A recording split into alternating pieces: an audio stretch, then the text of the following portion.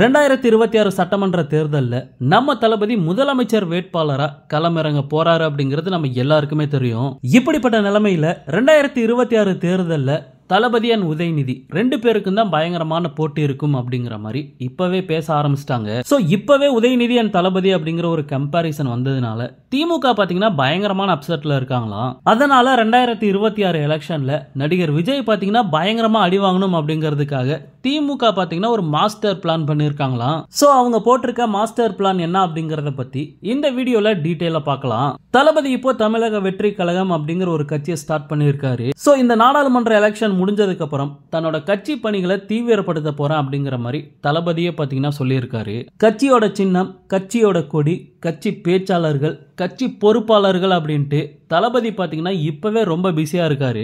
அது மட்டும் இல்லாம நாடாளுமன்ற எலெக்ஷன் முடிஞ்ச கையோட ஒரு மிகப்பெரிய மாநாட்டை நடத்துறதுக்கு தளபதி பாத்தீங்கன்னா முடிவு பண்ணியிருக்காரு. இந்த பிரம்மாண்டமான மாநாடு தூத்துக்குடி நெல்லை மாவட்டங்கள்ல நடக்கிறதுக்கு வாய்ப்பு இருக்கு அப்படிங்கிற மாதிரி நியூஸ் கேள்விப்பட்டோம். சோ அதுக்கான அபிஷியல் அப்டேட்டும் பாத்தீங்கன்னா இந்த எலெக்ஷன் முடிஞ்சதுக்கு அப்புறம் நமக்கு தெரியும். இந்த நிலைமையில 2026 சட்டமன்ற தேர்தல்ல உதயநிதி அண்ட் தளபதி ரெண்டு பேருக்கும் தான் கடுமையான போட்டி இருக்கும் அப்படிங்கிற மாதிரி பேச ஆரம்பிச்சிருக்காங்க.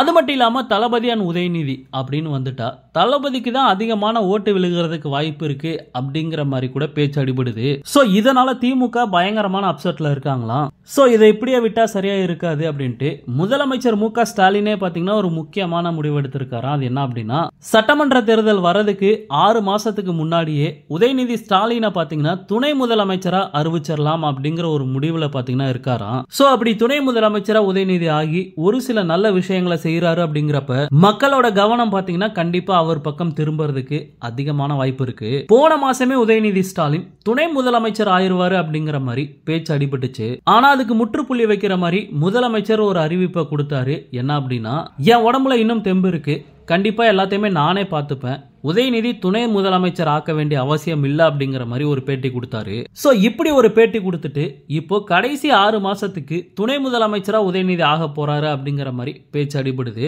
சோ இதெல்லாம் வச்சு பார்க்கும்போது தளபதியை எதிர்க்கவே இப்படி ஒரு ஸ்கெட்ச் போட்டிருக்காங்க அப்படிங்கிற மாதிரி தான் நினைக்க தோணுது. வெயிட் பண்ணி பார்க்கலாம் 2026 சட்டமன்ற எலெக்ஷன் ஆனால் பறக்க போகுது. ஓகே நண்பா, இந்த மாதிரி தளபதியோட எல்லா அப்டேட்டையுமே மிஸ் பண்ணாம பார்க்க நம்ம சேனலை சப்ஸ்கிரைப் பண்ணி சப்போர்ட் பண்ணுங்க. தேங்க்யூ.